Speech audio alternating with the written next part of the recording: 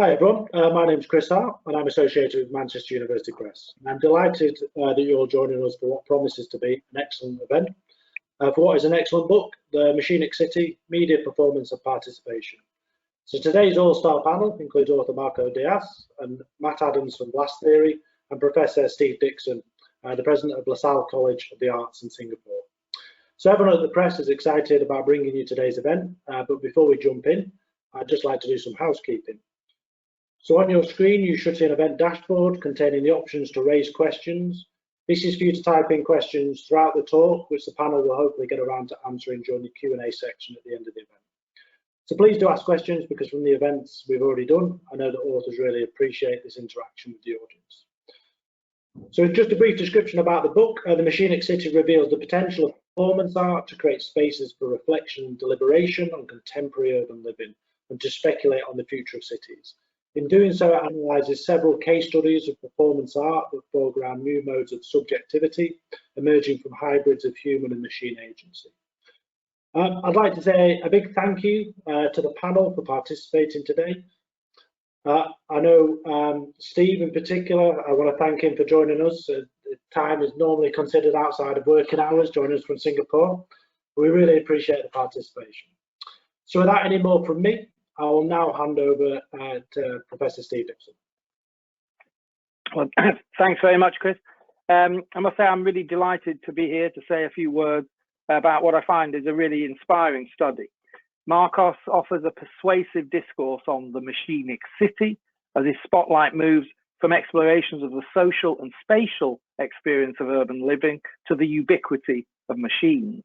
And in doing so, he demonstrates how human and machine agency are interwoven and how mediated performance art creates what he calls a cosmopolitics, opening up a unique space for reflection on the machinic nature of contemporary city experience. I find the book's multidisciplinary focus fresh and original, and its analyses are really sharp and arresting. He offers a detailed history and critique of the aesthetic machine from the Greek Deus Ex Machina to the futurists and the electronic arts of the 1960s. He then interrogates the complex relationships between cities, technologies, humans, performance art, and aesthetics. His case studies are compelling and focus on some of the most influential and cutting-edge artists of our time. They include Blast Theory, and it's wonderful to see Matt Adams here on the panel, and the wonderful Rafael Lozano-Hemmer. Now, Marcus's study makes clear that cities and machines are not always smart, and I like this discourse a lot. He calls cities and technologies erratic and not so efficient machines. His case studies show how performance art is perfectly placed to reveal the unpredictable, uncanny, powerful, playful, and dysfunctional aspects of both. Drawing on perspectives ranging from philosophy and machine aesthetics to posthumanism and urban studies, Marcos encapsulates our contemporary experience of the Machinic City in bold and quite remarkable ways. I think there's never been a timelier book in its consideration of machinic cities and their performativity. For those of us living in cities, our recent experiences have brought us entirely new urban perspectives. The city has become increasingly deserted, haunted, and haunting. In Singapore, where I'm based, vivid and dangerous new performances have emerged. Emboldened by the empty streets, cobras, monkeys, and other wildlife have suddenly appeared on them, moving out of the real jungle and into the concrete one. Now, although his book doesn't deal specifically with the pandemic, Marcos's discourse nonetheless encapsulates this surreal and proto-apocalyptic reality. As he makes clear, we are at a stage where both our humanness as vulnerable subjects and our inexorably evolving condition as post-human beings are being laid bare. Now, I see this book as a rare gem. And like some emerald or ruby, the more you peer into it, the more facets and refractions are revealed as more and more depth and nuances come into view. My great congratulations to Markos and to Chris Hart and colleagues at Manchester University Press on this important and really refreshing publication. Thanks, Steve. Yes, thanks, Steve. Matt, can we hand over to you now as well, please? Yeah, great. Well, thank you so much for inviting me to be here, Markos. It's an honour to be here at the launch of the book, and it's especially an honour to be for our work to be so lovingly and carefully unpicked in the book. We've been lucky enough in Blast Theory to work with researchers many times in our work, but it's rare that we get the chance to work in the way that we did with you on your study of A Machine to See With, where we're looking in such detail over such a sustained period of time together. And the conversations that you and I had have always shed light not only on that work, but on the work that we've made subsequently, because I am no theorist, as the name of our collective almost certainly gives away. But what I find is that the provocative nature of ideas that can be yielded through a theoretical consideration of our work is nearly always something that leads to new connections and new ideas. You know, I was kind of entertained a little bit by the fact that, you know, we made this work, we named it A Machine to See With, which is, you know, a quote from Pierrot Le Fou by Jean-Luc Godard, where the character says, "My eyes are a machine to see with." So it's a kind of, it's a sort of shameless piece of theft and tribute, but also a kind of, you know, attempting to bring some sort of theoretical and conceptual import from Godard, which is a trick many before us have indulged in, but it's also comes from that fascinating question that Godard looked at, which is how cinema is a machine for looking, and also an ideological machine, you know, a construction of vision, and therefore a framing of the world and how we understand it.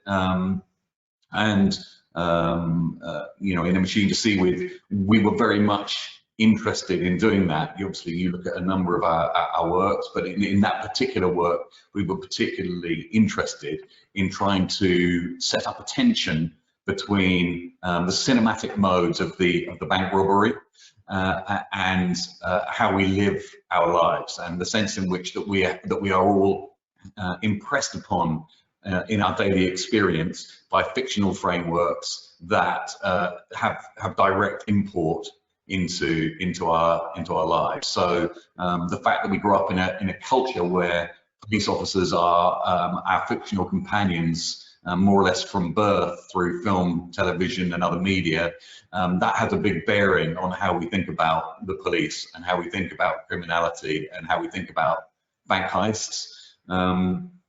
That was most vividly brought home for me when we took A Machine to See With to show the work in Taiwan. And you know, as with any piece of our work where we take it overseas, we have to think about the local context. It was obviously going to be translated into Mandarin. We're making a locative piece of work in Taipei. We've done months and months of preparation using Google Street Maps and so on to choose the right locations and so on. And then felt that we had rewritten the script for Taiwan. And then in the taxi from the airport, the curator just mentioned casually, of course, we don't have bank robberies in Taiwanese film. And I said, what do you mean? Of course, I mean, all, you know, that's a well-known trope of all films, isn't it? And she said, no, not in our culture.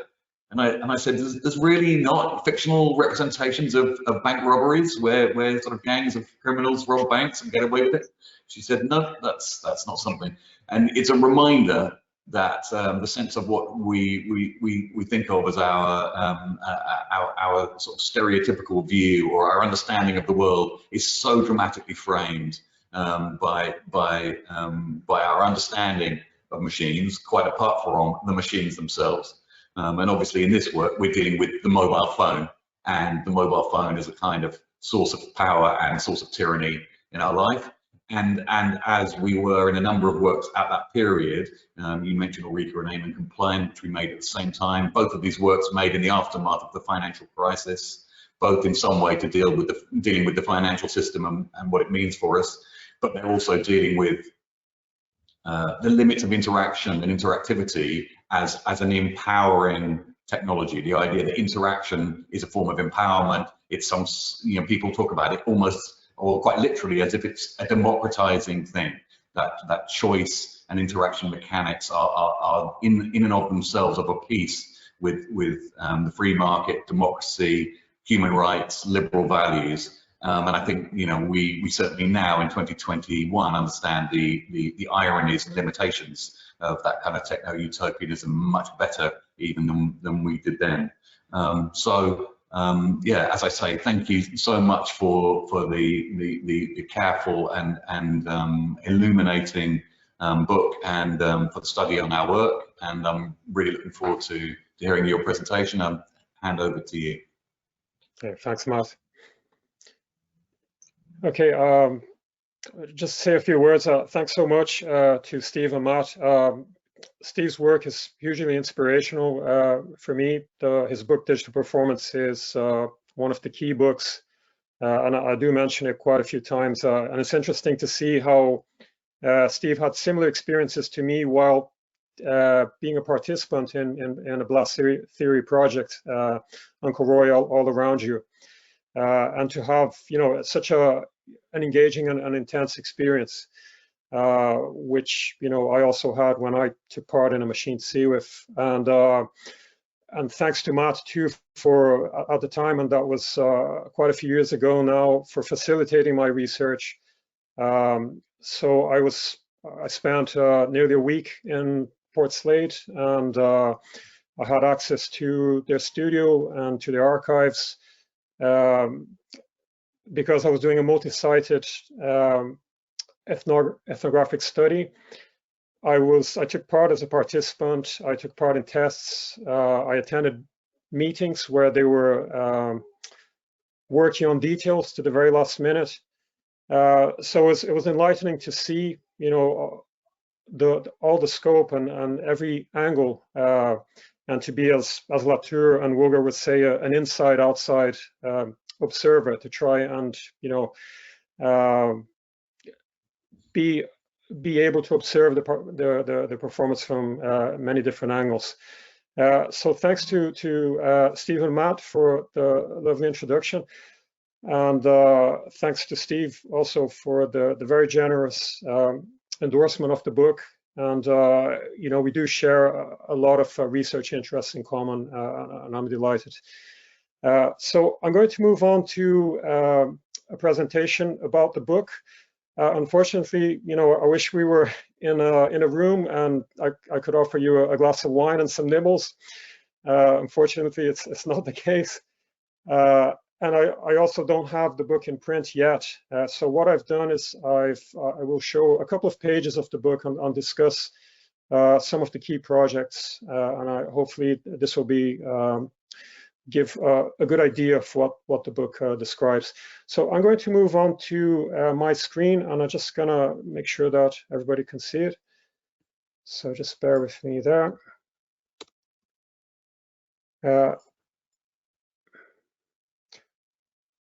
So maybe I'll just check, Chris, can you see my slideshow? Bear with me one moment, Marcus. I'll just Yep. maybe I'll make presenter again, and then I'll just take that. And then bear with me. Okay.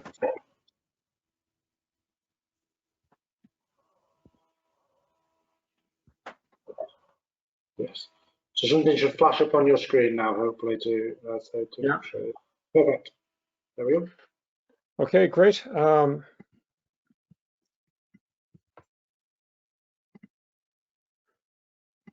Okay, so what you're seeing there is the cover, which I'm delighted was a great design from Abby.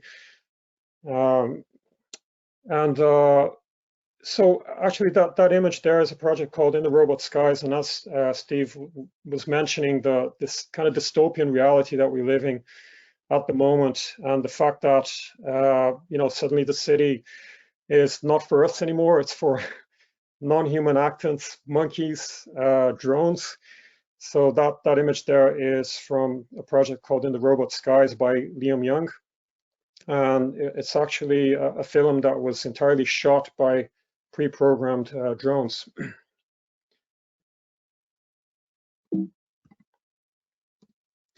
So first of all, I just wanted to do a few acknowledgements, and obviously this is not extensive, but I just wanted to thank all the artists that participated and provided me with permission to use their images and also access to their projects. So Blast Theory, Rimini Protokoll, Rafael, Lozano-Hemmer, Dante O'Dye, and Liam Young.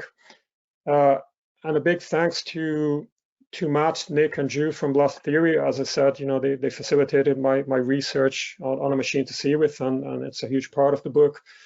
I'm also grateful to my supervisors in my PhD in the University of Melbourne, Scott McQuire and Nikos Papastegidis. To all my friends from the University of Melbourne and the Technology and Culture Reading Group.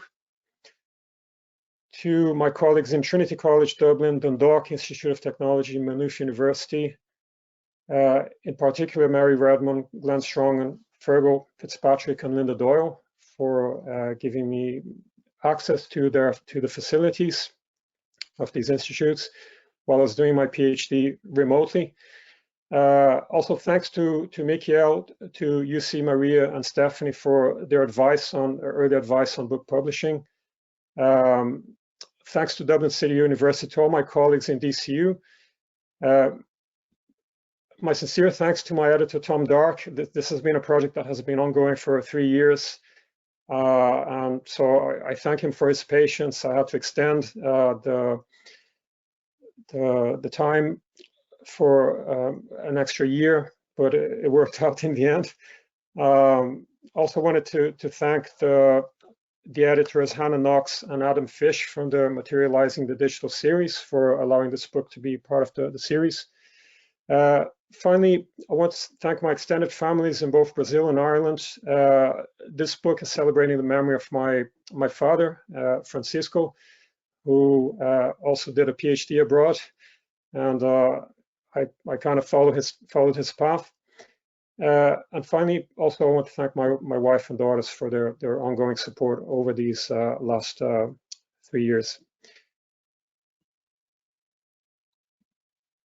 Okay, so just to kind of narrow down the focus of the book. So I'm trying to define the role of performance art towards creating a space for deliberation and reflection on the machinic nature of the contemporary city. So in this book, as the subtitle says, I'm looking at assemblages of media, performance, and participation. And I'm arguing that these three components define contemporary urban living. So to define the Machinic City, it's an assemblage of both efficient and what I call not so efficient machines. And it's foregrounding the performative potential of these assemblages. And this is in contrast to consensual models of the machine city. So even nowadays, when you think about smart cities and the idea that they're trying to predict what people like and predict how people want to live. And I have a few examples later on where I'm going to discuss that. And it's really impossible to do that, and it's not the right approach from my point of view. So I'm acknowledging the impact of machine aesthetics on contemporary society, but at the same time, I'm trying to eschew the technological sublime. So I'm trying to move away from this idea of the digital sublime, or this myth that computer technologies are perfect and that they should be able to predict what we like or predict how we want to live. So I am looking at an emergent assemblage of several machines, performative media capitalists, human and urban machines, but several other machines too. So it's impossible to talk about every single machine. So I kind of focused on these in the book. So my definition of the machine is moving away from the definition of a machine as a mechanical or technical apparatus, which has consolidated since the Industrial Revolution. So I'm looking at a machine as a means or a contrivance or a device. And I'm also interested in, how we can change or alter the nature and the rhythm of the machine, as Mumford says, to fit the actual needs of human beings.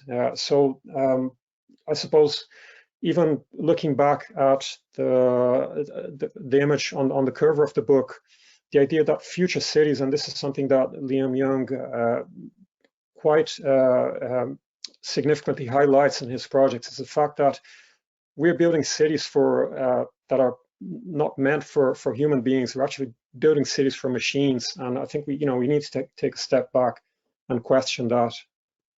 But at the same time, it doesn't mean that we should be opposing machines, because we are machines ourselves. We are hybrid human machines.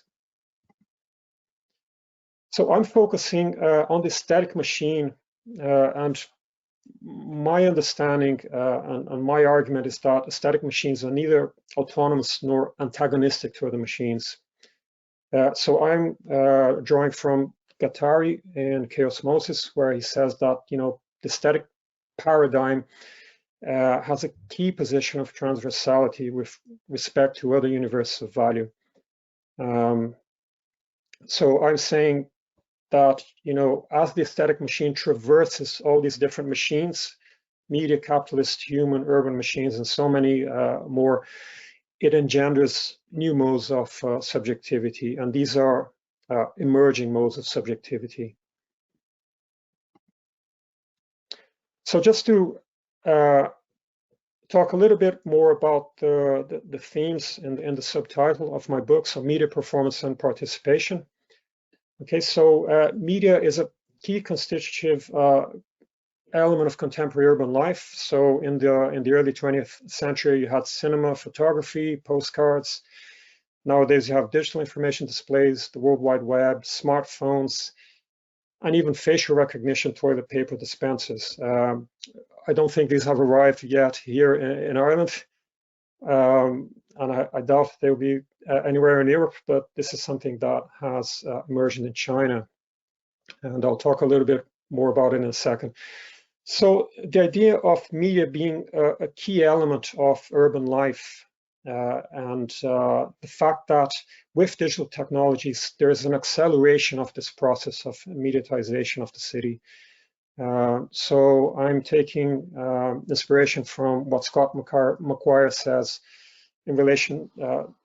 He defines, media cities are as places where you have a relational space, and so where the city is defined by relations, and these relations are facilitated by media. And also from Keller Easterling, where she says that cities can be seen as programmable interfaces. So that's a facial recognition toilet paper dispenser in China. So these have been installed in some parks in China. So it will, you need to face the camera, take your hat off, take your glasses off. You need to stare at that camera, and if you're a law-abiding citizen, you will get a ration of, let's say, 30 centimeters of toilet paper.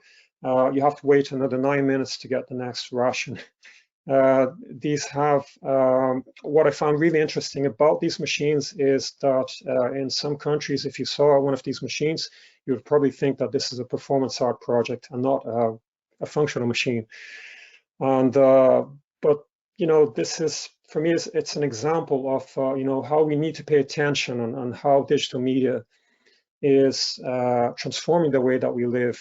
And of course, this will be different in, as Matt mentioned, in his example of Taipei, that it depends on the cultural background of each country, but these developments are, they move very fast, and we need to be aware of them, and we need to reflect on them.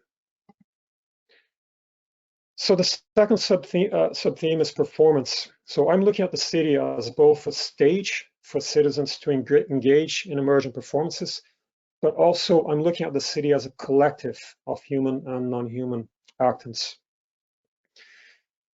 So in this space, you have a mutual exchange of roles. So as citizens, we're interacting with other citizens.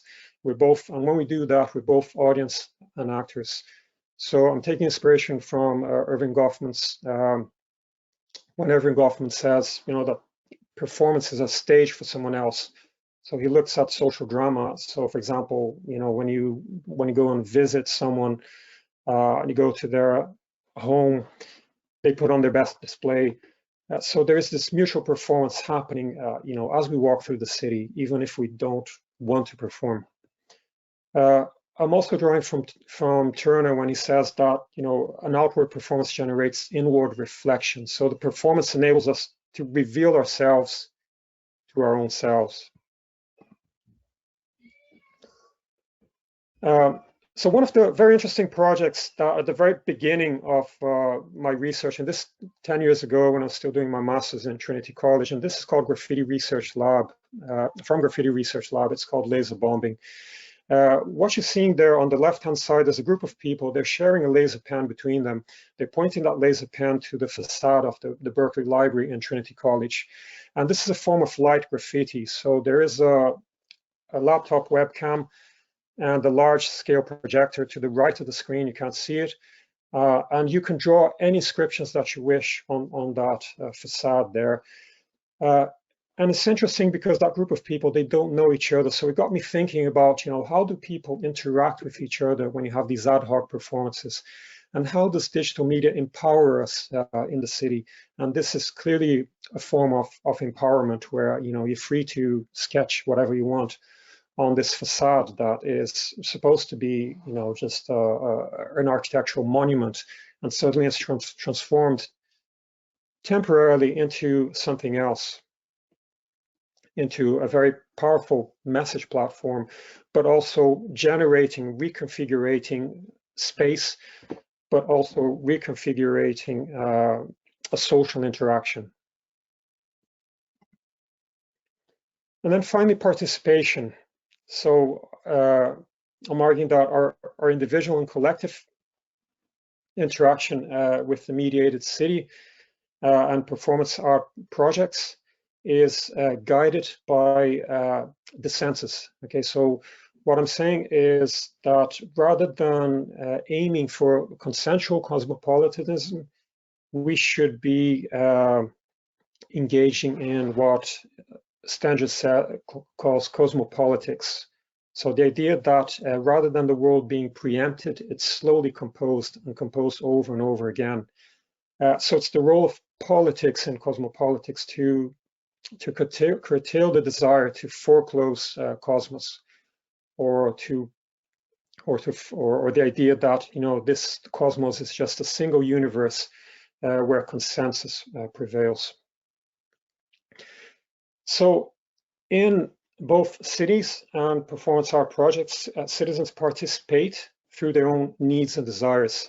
And this is an interesting thing because in relation to performance art, the artist creates a narrative, so the artist narrates, and the participant translates that narrative. So I'm drawing from both Jacques Rancière and Umberto Eco. So Eco in open work. So the idea that even the artist doesn't want to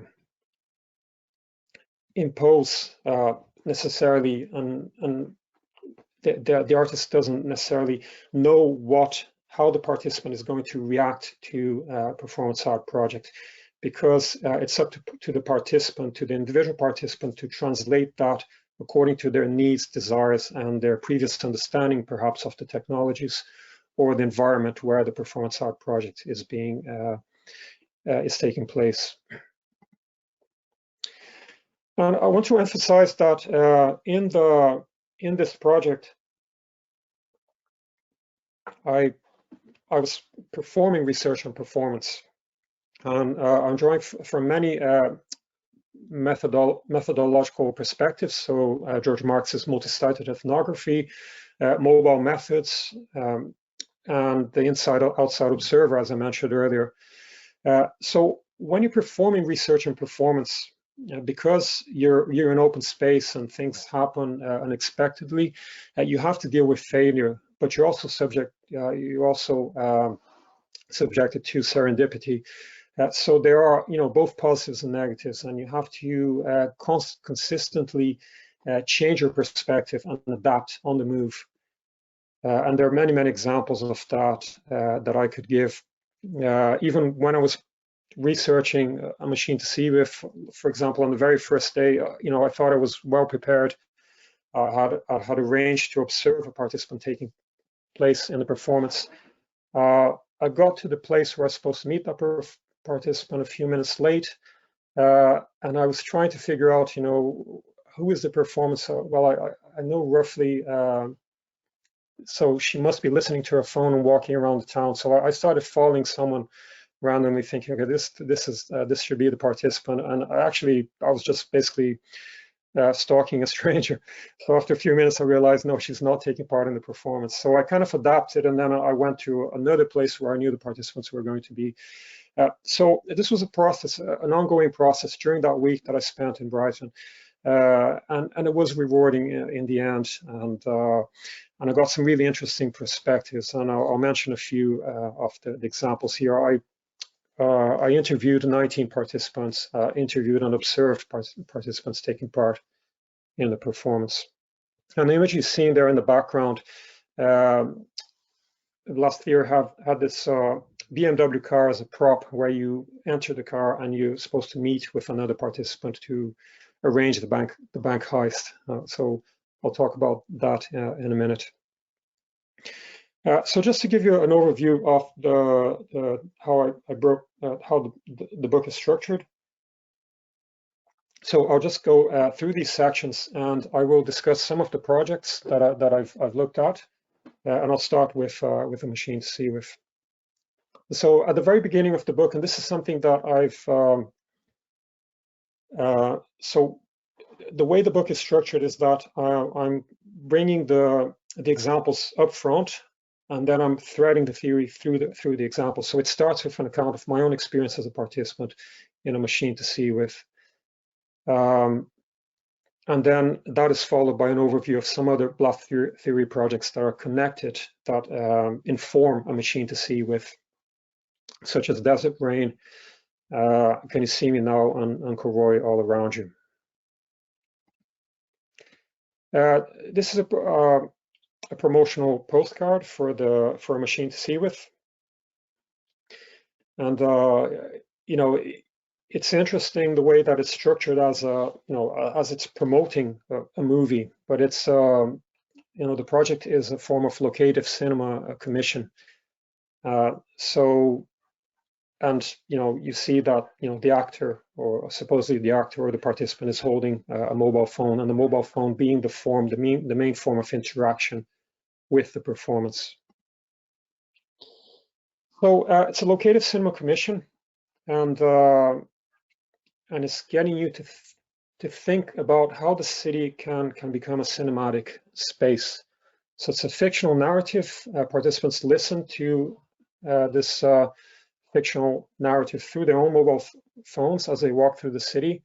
And at certain stages, they might interact with other participants, bystanders, and urban space. As Matt mentioned there, so there are three main themes. So cinema, the tyranny of choice and consumerism, and the financial crisis. So it's a form of mixed or reality or hybrid reality. So it's a fictional narrative. It tells you that you're going to rob a bank, but it is actually taking place in a real setting in the streets of Brighton, and there's a real bank, a Barclays Bank, that is part of the performance. So there's an element of ad hoc collaboration. 6 participants start at the same time from different locations, and you have the option to partner up with another participant inside that BMW car, which is a prop in the performance. So this is just a rough diagram that shows the starting points. All of these converge then into the car park, which is the first kind of set of concentric circles there. And then after that, you go to the bank, and the final point of interaction is a leisure arcade situated in Brighton.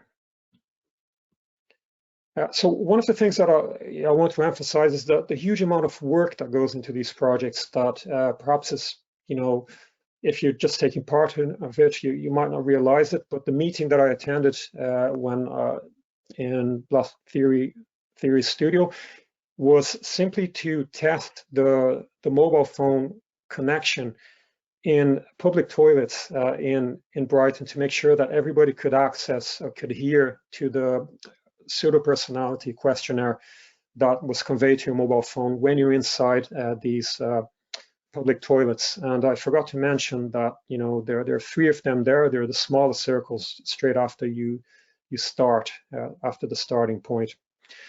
So the level of detail that goes into the performance is incredible, and the narrative is incredibly engaging to the extent that the participant thinks that they're being followed all the time, and that the artists know where the participant is at any time.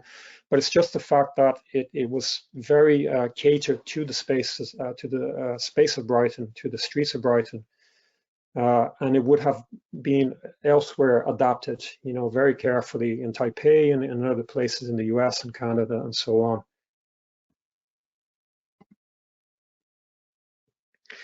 So you can see there on the right-hand side, that's participant Tim. And and this is the very beginning. So I'm just going to read a couple of lines, and this is coming directly from the book. Walking through the city, your mobile rings. You pick up your phone and answer. You're expecting this call, but the voice on the other side is unfamiliar. It is unclear if it is a recording or a real person, yet it is reassuring. It prompts you to partake in an experience that you early consented to, although you're not sure about the aim or the outcome. The voice tells you to remain alert, to avoid talking to anyone, and to go to a specific location in a few hours' time. The voice is intense and mysterious. From this point onwards, you are engaged in a narrative that will challenge your perception of the city and how you interact with it through a digitally mediated narrative conveyed to your mobile phone. So that's the beginning, and that's even before you start engaging with the performance and the prompts, and before you even realize that it's asking you to partake in a bank heist.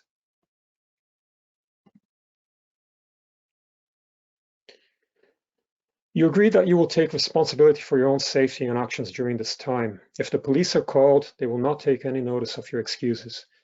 If you get caught, you just deny that you knew you were breaking the law. Just tell the authorities that redistributing capital from where it is not being used to where it will get used is a service. Get ready to think on your feet. Things will not go as planned. This is just a recording. You're going to have to use your initiative to get through this. It's time to initiate your surveillance system. Your eyes are a machine to see with. Your ears are a machine to listen with. This environment is not what it first appears. This would have been narrated by Matt with a more intense and mysterious tone than my own voice. And this is the very starting point for my own participation, the Astoria Theatre, the abandoned Astoria Theatre in Brighton at the time. So it's very interesting, and this is a description of my own experience. So, I'm both the cameraman and the spectator in my own movie. And one of the things that Matt mentions in other interviews with me and some articles that I wrote about A Machine to See With is the fact that at the beginning, they considered using the mobile screen as a form of, cinema screen in the city, but they just realized that they could do away with it. And then that the film is actually taking place inside your own head, and you're filming this movie. You're the director, you're the cameraman, but you're also, the audience. and you're filming this movie as you walk through the streets of Brighton. So this is when you get to the toilet cubicle, and that one is in a pub in Brighton, the one that I went to. And so inside that cubicle, then you listen to this pseudo personality test, and it's telling you that, you know, whatever your answers are, that you're the right candidate for this bank heist. So it's kind of interesting the way that it discusses and reflects on this idea that, you know, digital technologies can distort information, and regardless of your answers, it will tell you what the technology wants and not what you want. So after that, then you go to the car park, and this is on the 5th floor. You find this BMW car park, and so, you know, you get there and you're trying to realize, you know, is there another participant there? Do I partner with someone else, or you know, am I going to do my own thing? So I ended up partnering with someone else, and so then we became with 2 other participants. We became a trio of bank robbers, and we moved on to the bank then, and that's the Barclays Bank there. So when you get to the stairs of the bank, then eventually it tells you to abort the bank heist. So you never get to go into the bank, but nevertheless, you know, it's a very intense experience, and then it kind of in a way makes you feel guilty about the whole thing. And the end point is the leisure arcade, where, you know, at the very beginning you're told stash all your money inside your clothes, and then when you get to the leisure arcade, it tells you to take some of your money out and give it to a complete stranger. And actually, out of the 19 participants that I spoke to and analyzed, only 1 was able to do that, and he thought it was an enlightening experience. So in the 2nd chapter, I do a breakdown of the different actants, and I put them into 3 different categories. So the design, technology, and city. So the design, I do quite an extensive process of analyzing, you know, both the commissioners, the artistic vision, the voice of the narrative, the testing, and the promotion. In relation to the technology, then I'm looking at the 2 different servers, computer servers, the state machine, which is a customized software, and mobile phones. And then you have the city actants, urban furniture, the BMW car, and then bystanders turn performance. And this was quite a really fun part of the performance, where bystanders were completely drawn into the performance completely by chance. And even participant Tim, for example, he saw someone on the streets wearing the same shirt as him, or he thought this person was wearing the same shirt as him. You know, someone asking for money on the streets, a homeless person, and he thought, you know, is this an actor? Is this part of the performance or not? And there's participant Tim again. And the interesting thing that I observed here is that, you know, tiny failure is a matter of a failure of the server, a delay in the server of a couple of seconds would completely put off the participant, and maybe, you know, he would end up digressing from the trajectory of the performance, or not being able to do an action that the performance has asked him to do. And this was the case here, where Tim is saying, you know, the narrative is telling him to get his money ready. He pressed the wrong button on the phone, and then it was too late to do that. So then in the 3rd chapter, I talk about, I do a breakdown of these different machines, and just to kind of briefly describe one of these examples, again, from a different participant, Paul, what I would call, you know, technically efficient because the technology failed, but a socially efficient machine. And this is kind of taking, you know, inspiration again from Guattari, where he says that, you know, human subjectivity is assembled from heterogeneous components, and these include technological machines of information and communication. and that, you know, performance art, it operates in this environment between the strange and between the familiar. So you have this kind of mixed reality where suddenly you're in a kind of a, you know, a different time, a different space, and it ends up having a different meaning altogether. So, you know, Paul failed. He went to the wrong NCP. He went to the wrong car park, and he describes that in a very interesting way. The photo I have on the right-hand side is an example of, you know, when sea fog envelopes the car park. So he had an interesting experience. He got to the wrong car park, and he's saying, you know, I got to the wrong car park. I was hiding behind a yellow grit bucket. It smelled of piss, and I was standing there for about 20 minutes looking for the silver BMW. But what I did see, which was absolutely mind-blowing, was a huge tower block directly opposite, and it just kind of settled in this fog frame, and it has all these lights on it. And I thought I would not have seen that if I had taken the left turn, the correct turn, instead of the wrong turn. So he's saying that, you know, although he ended up in the wrong car park, that was, for him, from his point of view, an enlightening experience. So then in the fourth chapter, I talk about aesthetic machines. I go into more detail, and I draw inspiration from 20th century avant-garde art movements. For example, the Italian futurist movement, cinematic machines such as, you know, Vertovs, Eisenstein, and also neo-concretism, and which highlights, from my point of view, the importance of embodiment. And even, you know, when we consider that we're in COVID times, embodiment is such a, you know, it's a missing piece in the puzzle.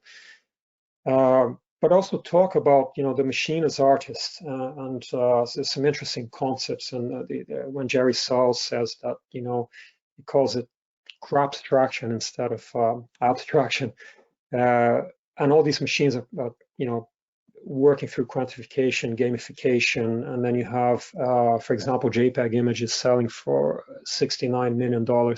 So, you know, we're living in weird times, but, you know, machines are suddenly taking over, and it's important to acknowledge their agency as non-human actants. But from my point of view, that, you know, there should be some way that we can move forward with machines rather than against machines, or that, you know, machines are against us.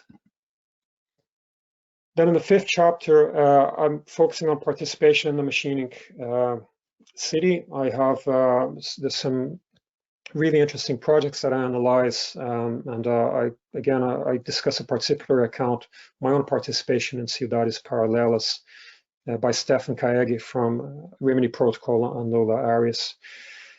So, for example, you know, this is a project from Rafael Lozano-Hemmer that's called Body Movies, and it's interesting that, you know, Lozano-Hemmer thought this was going to be a dark, moody piece, and suddenly what happened is that ad hoc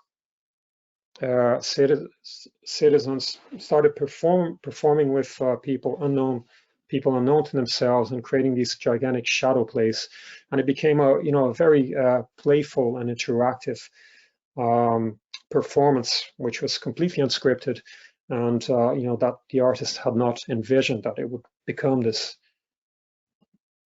And then you have Ciudades Paralelas,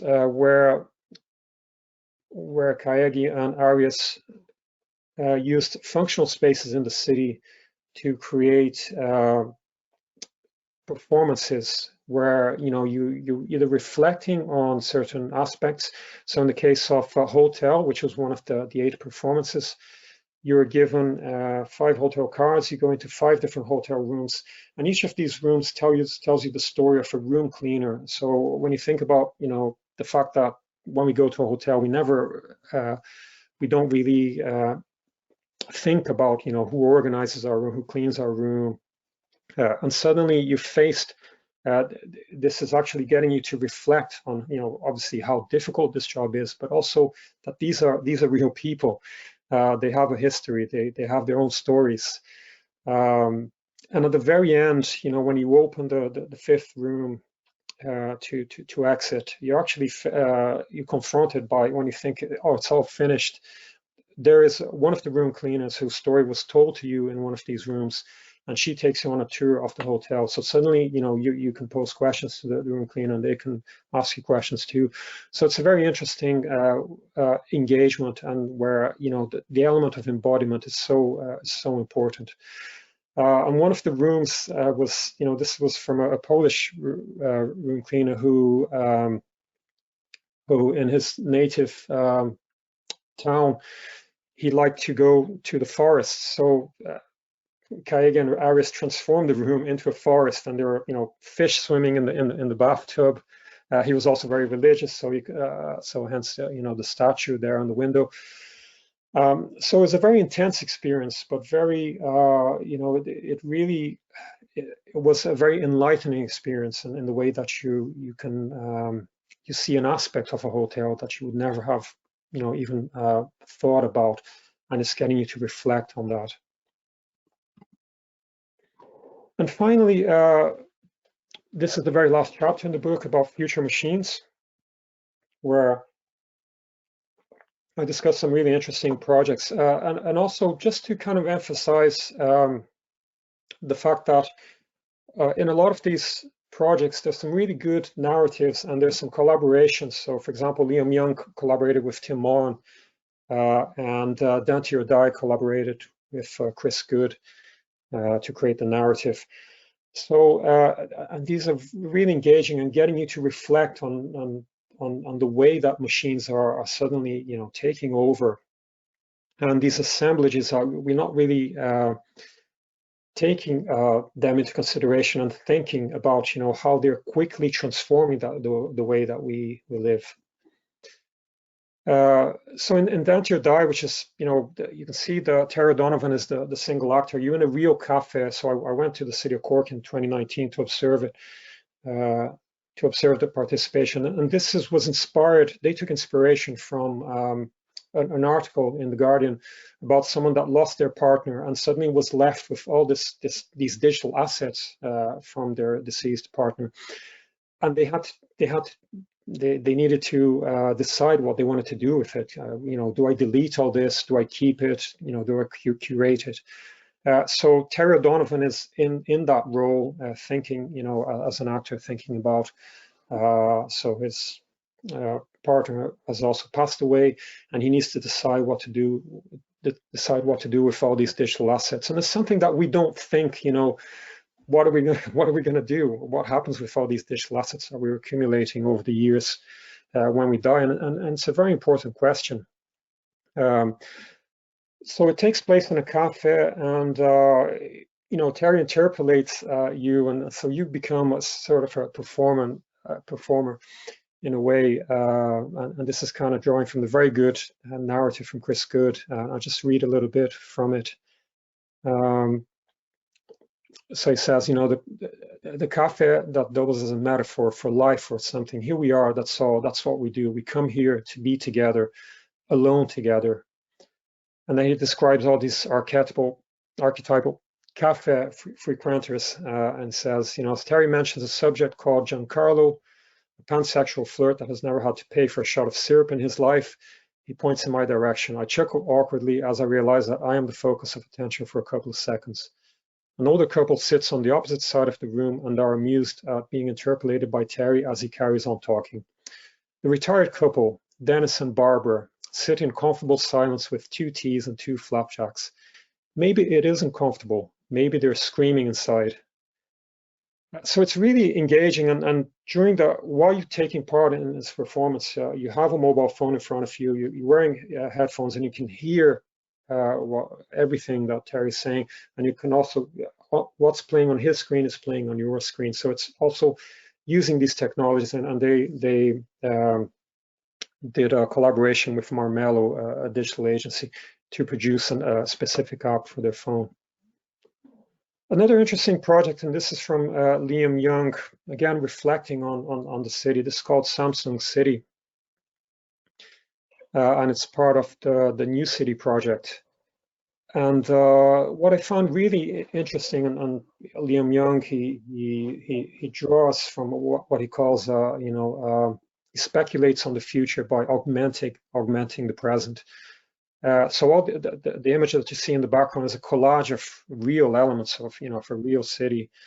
And Tim Moran wrote a short story for it called "Keeping Up Appearances," and he talks about this Samsung branded building, and he says that there's a couple living there, and the husband arrives with an LG TV, and his wife is giving out to him saying, are you trying to get us thrown out, or our lease is up for review in 3 months, and he brought an LG TV into a Samsung housing block? What the hell will the neighbors say? And I find it interesting because if you think about Songdo in South Korea, which also is completely branded by Cisco, there's an article in The Guardian from Oliver Wainwright where he describes, living in this, in an apartment. And he says, at 8:30 every morning, an announcement is piped to a speaker in the ceiling of Kim Jong-un's apartment, barking the daily bulletin in a high-pitched voice. So he's saying, there's no way of turning it off. Says Kim's wife as she prepares breakfast. I hate technology, but my husband is an early adopter. He has to have everything first. Marcus, it's just, sorry to interrupt. We've only got about 2 minutes left of the event. If you want to wrap it up, we may have to move the. Okay, I'll wrap up in a few minutes so we can have a few questions. Yeah, sorry, I've been. It's hard to talk about all these projects because they're so engaging, and they're all of these are excellent projects. This is another project by Liam Young where he's talking about the machine vision of the city. So this was completely filmed with LiDAR technology. So in conclusion, so what I'm saying is by reconceptualizing the machine as a device with abstract potential, and by analyzing the ability of the static machine to probe and traverse other universes of value or other machines, I have focused on the potential of digitally mediated performance art to probe the virtues, pitfalls, and outcomes of the assemblage of digital media, performance, and participation in urban space. So the relational nature of the Machinic City foregrounds the nuances of participation and provides a counterpoint to the more dystopian narratives of technology applied to urban living that suggest the need to emancipate citizens. This is not to say that we must understate the potential of digital media technologies, but simply to confirm that they are only conferred agency when combined with other actants, political, corporate, spatial, legislative, and so on. Likewise, the potential of performance art as an aesthetic machine only materializes as it encounters and traverses other universes of value and triggers, in neo-concretist terms, vivencia, the lived experience that is not quantifiable. Thanks for listening. Thank you, Marcus. Given the time, we may have to move the Q&A section onto Twitter, if that's okay with you, because I think we've just run out, and I think a few people need to be going elsewhere. So I think what I'll do is, not any questions in, what I'll do is suggest to the audience that Marcus is on Twitter. If anybody does have any questions relating to the book, please feel free, obviously, to email Marcus, to tweet him with those questions. I'm sure he'll get back to the answers. But just in summary, we will record this event, so it'll be going out on our social media channels as well. If anyone wants to rewatch it, just keep an eye out for that.